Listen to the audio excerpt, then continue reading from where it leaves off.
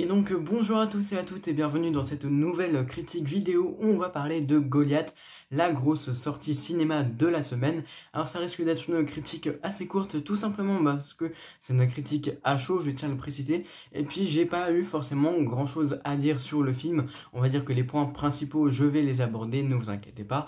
Mais c'est pas une critique qui va durer 20-30 minutes comme je le fais d'habitude, surtout que je vois pas l'intérêt de faire durer une vidéo 20 minutes quand il y a au final pas de quoi la nourrir. Donc c'est pour ça que je vais pas mettre autant de temps que d'habitude. Donc Goliath, c'est un thriller dramatique porté par Gilles Lelouch et Pierre Ninet au casting et c'est réalisé par Frédéric Tellier à qui l'on doit Sauver ou Périr qui était aussi avec Pierre Ninet et à qui l'on doit l'affaire SK1 qui est un film très connu et assez réputé il me semble. On a déjà parlé de Goliath sur la chaîne, notamment sur le podcast. Alors, petit aparté, j'ai décidé d'arrêter du moins momentanément le podcast. Ce sera pour la prochaine fois, j'ai envie de dire. J'ai pas envie de faire un podcast toutes les semaines. Je veux faire un épisode à chaque grande occasion parce que voilà, c'est beaucoup de travail, mine de rien, d'écrire, d'enregistrer, de monter un podcast. En tout cas, n'hésitez pas à me dire ce que vous pensez de ce format. On a parlé de la troisième fois de Pierre Ninet sur la chaîne. Donc la deuxième fois c'était pour Amant, un film que j'ai pas vraiment apprécié. Puis la première fois c'était la toute première vidéo de la chaîne, c'était pour Boîte Noire, un film qui était vraiment exceptionnel, j'ai trouvé. Et donc pour parler de Goliath, c'est un film qui m'attire depuis très longtemps. Pourquoi? Déjà pour son casting, puisque j'adore Gilles Lelouch, j'ai adoré sa performance dans Bac Nord, j'adore Pierre Ninet, qui est un de mes acteurs, du moins acteur français préféré, si ce n'est mon acteur français préféré. Je le kiffe dans Yves Saint Laurent, je le kiffe dans Five, je le kiffe dans Boîte Noire. Enfin voilà, c'est un acteur que j'apprécie vraiment énormément. Et donc quand tu me mets ces deux acteurs-là qui ont en plus une espèce de rivalité assez sympa dans le même film, forcément que j'irai le voir. Je m'attendais à énormément de choses concernant le film.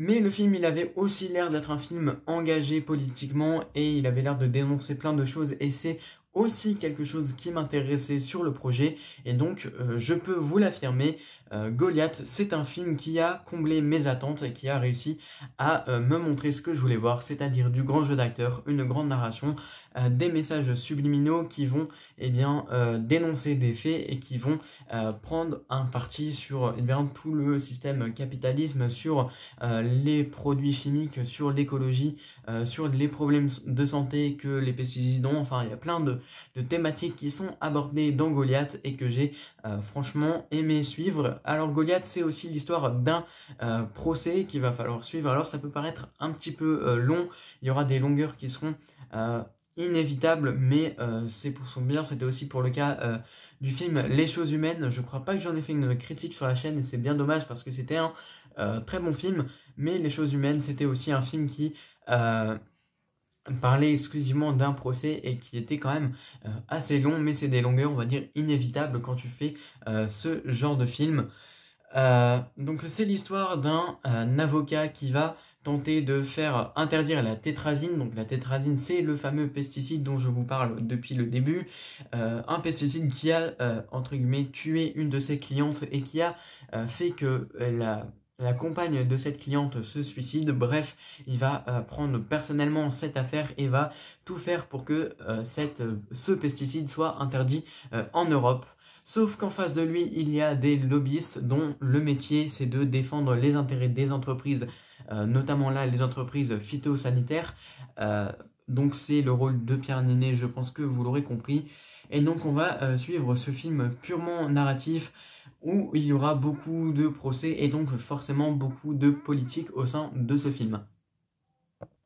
Comme je l'ai dit, il y a d'inévitables longueurs, mais c'est forcé pour un film aussi narratif et où ça va autant parler que dans un film comme ça, c'est tout à fait normal.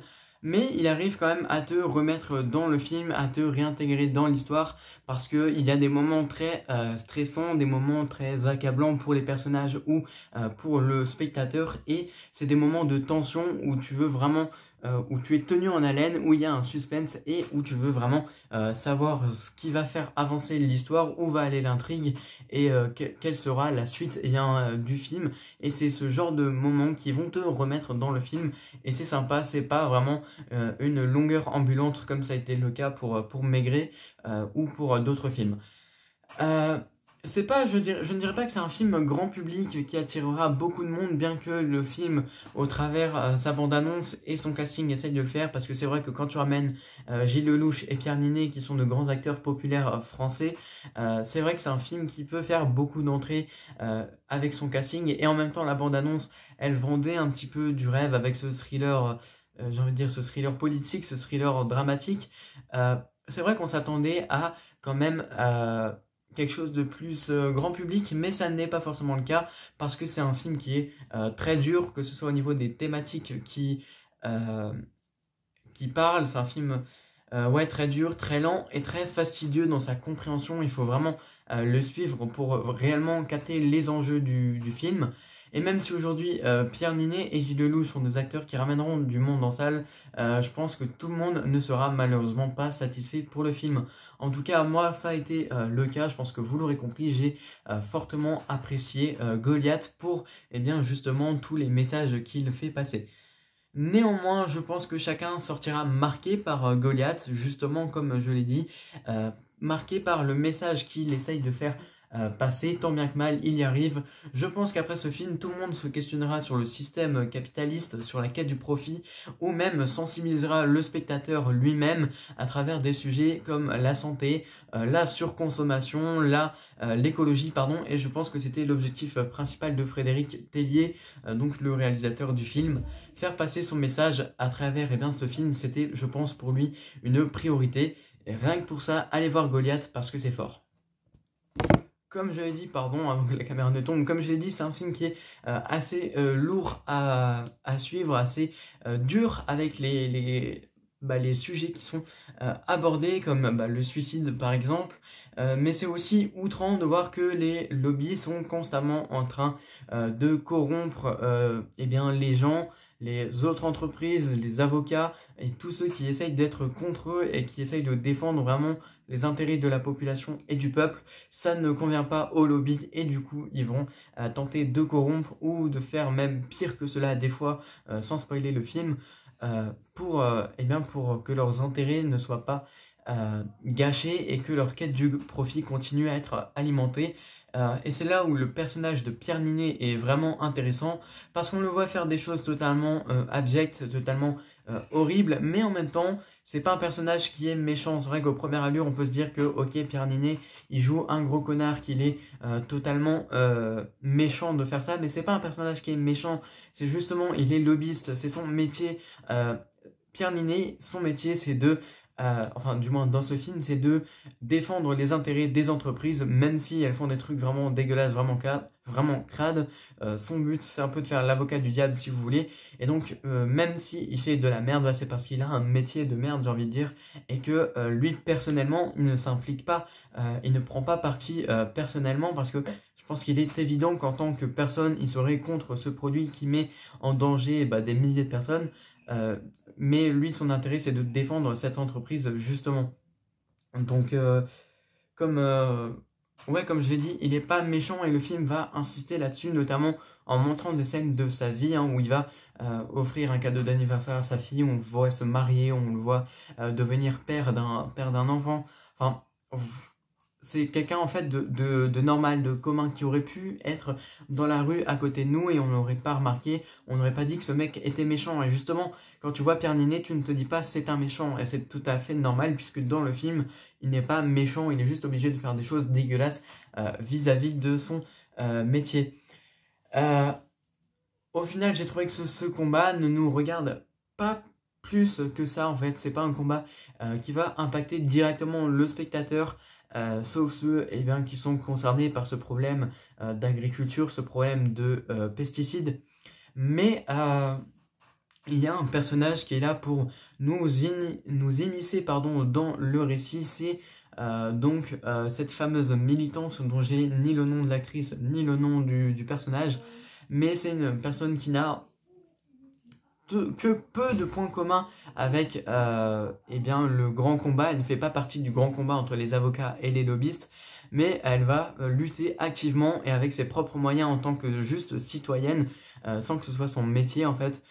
Elle va lutter contre ça et c'est là où elle va humaniser un petit peu le film. Le personnage qui vient aussi humaniser le film, eh bien, c'est Gilles Lelouch qui, en tant qu'avocat, est le premier impacté, on va dire, parce qu'il a quand même perdu sa cliente qui s'est suicidée. Il y a plein de gens qui, depuis cette affaire, viennent le voir et lui demandent de l'aide.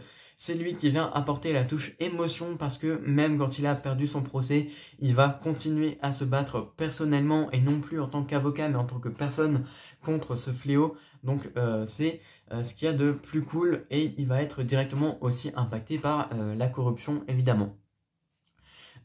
Donc ça c'est tout pour le côté scénario, pour le côté message. Vous l'aurez compris, il faut aller voir Goliath pour tout ceci. On va rapidement parler de la réalisation. Alors c'est pas quelque chose, c'est pas du tout le point fort du film.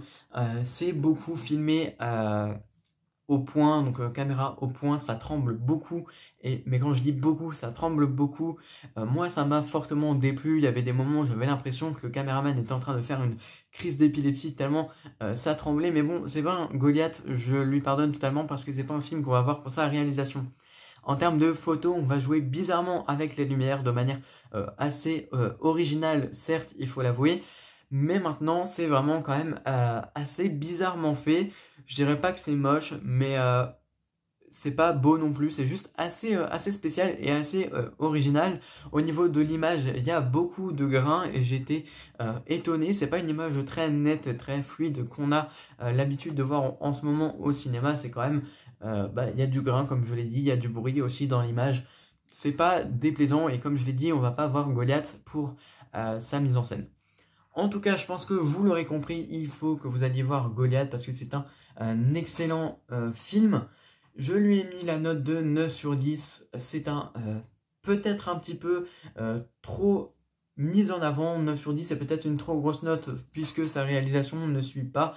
Mais je trouve que c'est quand même une note qui mérite d'être là pour ses messages et pour le scénario du film, pour le casting. Enfin bref, allez voir Goliath.